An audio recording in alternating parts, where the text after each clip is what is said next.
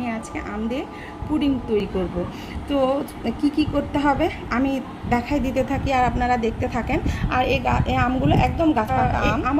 আমি কিন্তু কোনো আঁশ নাই। আর আপনারা যদি কোনো আঁশযুক্ত আম ব্যবহার করেন তাহলে অবশ্যই ভালো করে এর পিউরিটা বের করে নিয়ে আপনারা ভালো করে ছেঁকে নেবেন।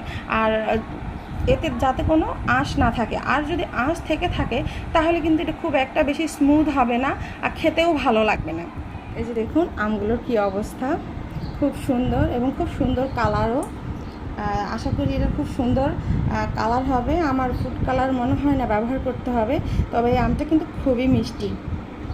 আর আমি ফিরে আসছি এগুলোর পিউরি বের করে।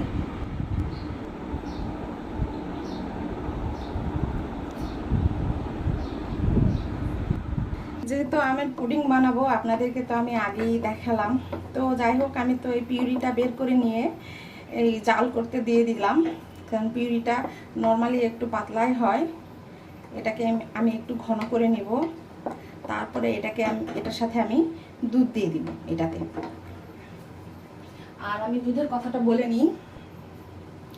আমার এখানে হাফ কেজির মতো মোটামুটি দুধ ছিল। আমি এটাকে জাল করে অর্ধেক করে, এটার টেস্ট ভালো আসবে না। আমটা আমি জাল করতেছি, যেহেতু চিনি দিলে পানি আসবে এই জন্য এখনই আমি চিনি দিয়ে দিব। আপনাদের স্বাদ অনুযায়ী চিনি দিবেন।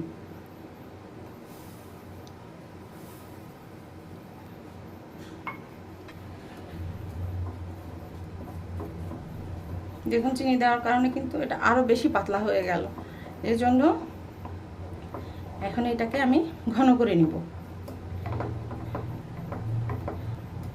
আর আপনারা যে দুধ অ্যাড করবেন সেই দুধটা যেন অবশ্যই একটু রুম টেম্পারেচারে যেন হয়, কারণ এটা যেহেতু গরম থাকবে সেহেতু দেখা যাচ্ছে অনেক সময় এটা ছানাও হয়ে যেতে পারে।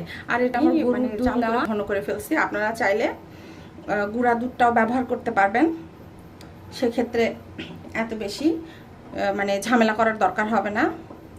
অল্প একটু পানিতে গুলে নিলেই হয়ে যাবে ঘন করে। দেখুন চিনি দেওয়ার কারণে কিন্তু এটা অনেকটাই ঘন হয়ে আসছে আর অনেক বাবল হচ্ছে। তো আমি এখন দুধ দিয়ে দিব। আমার এই রুম টেম্পারেচারে থাকা দুধটা আমি দিয়ে দিলাম।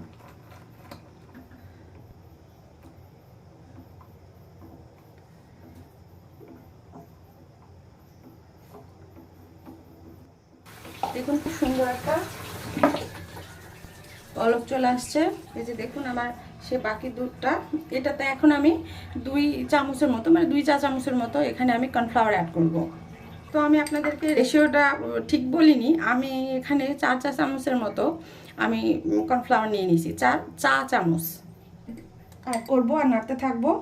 যখন আপনারা কর্নফ্লাওয়ার ঢালবেন তখন অবশ্যই চুলার আঁচটা লোতে রাখবেন, বেশি জোরে রাখার দরকার নাই, তাহলে কিন্তু দলা পেকে যাবে। দেখুন আমি আস্তে আস্তে ঢালতেছি।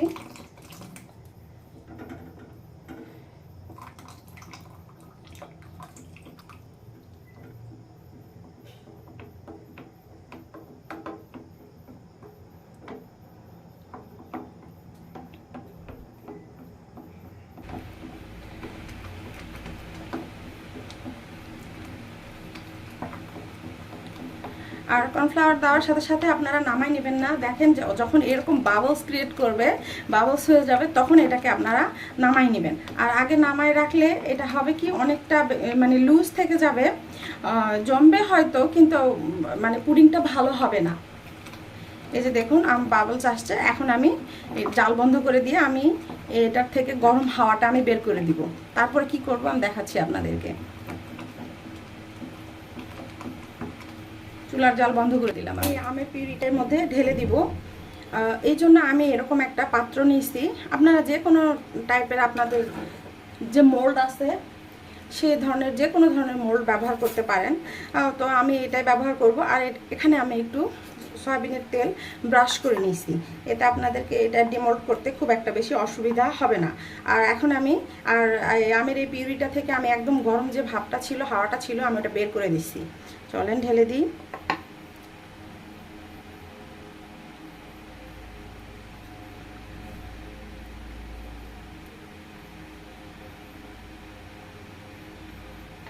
দেখুন আমি খুব সুন্দর করে এটা ঢেলে নিয়েছি।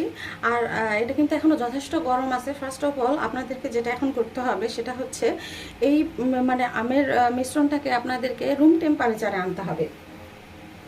না আনা পর্যন্ত কিন্তু আপনারা ফ্রিজে রাখতে পারবেন না। যখন এটা মানে একদম স্বাভাবিক তাপমাত্রায় চলে আসবে তখন এটা আপনারা ফ্রিজে 2 থেকে 3 ঘন্টার মতো রেখে তারপরে এটাকে আপনারা ডিমোল্ড করবেন। আর এই যে উপরে একটু হয়ে আছে, আমি এই যে একটু ট্যাপ করে দিলাম, দেখুন ঠিক হয়ে যাবে।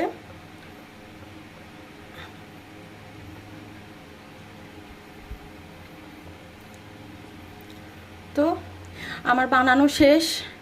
আর বাকি যেটুকু প্রসেস আছে অবশ্যই আমি একটার পর একটা আপনাদেরকে দেখাতে থাকবো। তো এখনকার কাজটা শেষ। এখন ফার্স্টে আমি যেটা করব, এটাকে আগে রুম টেম্পারেচারে আনবো, তারপরে আমি ফ্রিজে রাখবো। তারপরে আমি 2 থেকে 3 ঘন্টা পর আপনাদেরকে এটা দেখাচ্ছি এটার কী অবস্থা। দেখুন এই পুডিংটার কী অবস্থা, একদম জমে গেছে। এটাকে আমি এখন সার্ভ করব। তো এটা আমি আপনাদেরকে মানে ডিমোল্ড করে দেখাচ্ছি কতটা সুন্দর হয়েছে। আমি এটা কিন্তু ফ্রিজ থেকে 3 ঘন্টা পরে বের করছি।